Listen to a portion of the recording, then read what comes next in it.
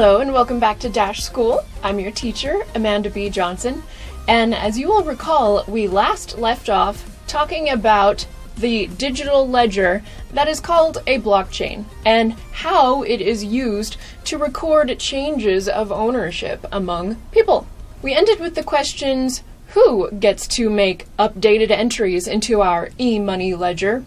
When do they get to make them? And why should anybody trust that the updates that they make are accurate? And all of those questions can really be summed up under one heading. Security. What is the security model of a blockchain? To understand that, we first need to conceptualize how a blockchain is run to begin with. And that is via a network, using the internet. The basis of the network is people keeping copies of the blockchain on their computers, and they are connected to one another via the internet. Irina in Russia communicates to Chen in China, communicates to Joe in Australia, communicates to Harry in Hawaii, communicates to Carrie in California, Marie in Mexico, Larry in London, and hundreds or thousands more people across the world, looking something like this. You get the general picture. And the purpose of this network is for all participants with a copy of the blockchain to agree on the state of that blockchain at any given time. For example, a situation like this in which Chen's copy of the blockchain reports that I have 3 e-monies, but Marie's copy reports that I have 47 would cause total chaos and would be of no use to anybody whatsoever. So the state in which all or the majority of the network agrees on the same versions of the blockchain is called consensus. And it is from consensus that a blockchain running network achieves most of its security. So, back to our example of Chen and Marie having conflicting copies of the blockchain. A big no-no, useless for everybody. How do we prevent that from happening and keep consensus about who owns what? I'm going to talk a little bit of computer science to you right now, but don't even worry, it's not a big deal. The mechanism used to maintain consensus on who owns what at any given time is called proof of work. And that just gives us a fancy way of deciding who gets to make an update to the ledger and when. See, the primary goal here is to not have both Chen and Marie broadcasting conflicting versions of our blockchain at the same time. We gotta have one or the other, so which is it gonna be? Chen's version or Marie's version? Using what's called proof of work mining, and I know it's weird that we would use the word mining, but you'll see why in a moment, we can maintain consensus.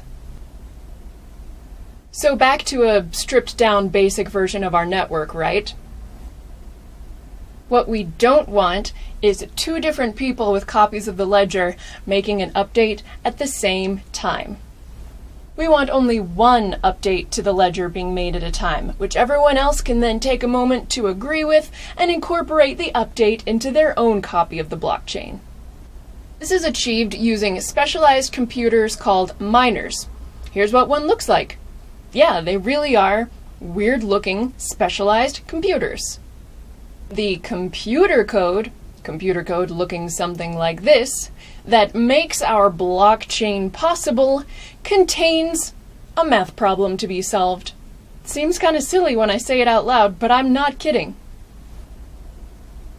The computer code has a self-adjusting math problem that these mining machines are built to solve.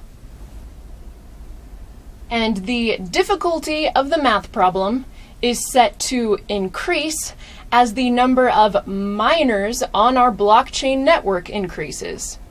And all this fancy mumbo-jumbo is done to ensure one thing: that only one miner solves the math problem at a time, and that it happens consistently every few minutes. And what happens when a miner solves the math problem? Well, two things happen actually. First is that he gets a reward of newly created coins on the blockchain. Yes, I am not kidding. Newly created coins on the blockchain are paid to the miner who solved the math problem as a reward for proving his work. And secondly, he's the one who gets to create the next block. Or in other words, he's the one who gets to publish the next update to the ledger, containing all of the transactions that happened in the last few minutes. And thus does our blockchain, which is a chain of blocks, keep perfect record of every transaction that's made, the time that the block was published, and the total number of coins that exist, including the increase of coins, as the miners were paid in new coins as their reward. As an example, 1,000 coins, then 1,005, then 1,010, and on and on. In this way, our money supply, as recorded on the blockchain, can be considered open and honest. In other words, it's viewable to anybody. This also means that inflation, aka the new money created, is both transparent and predictable. Though currencies like Dash will not be inflated forever. But that's a topic for another day.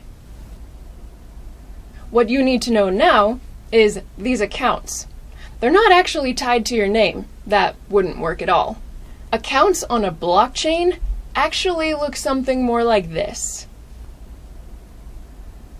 Long alphanumeric addresses, which are actually longer than these, are totally unique, and you can own as many of them as you like.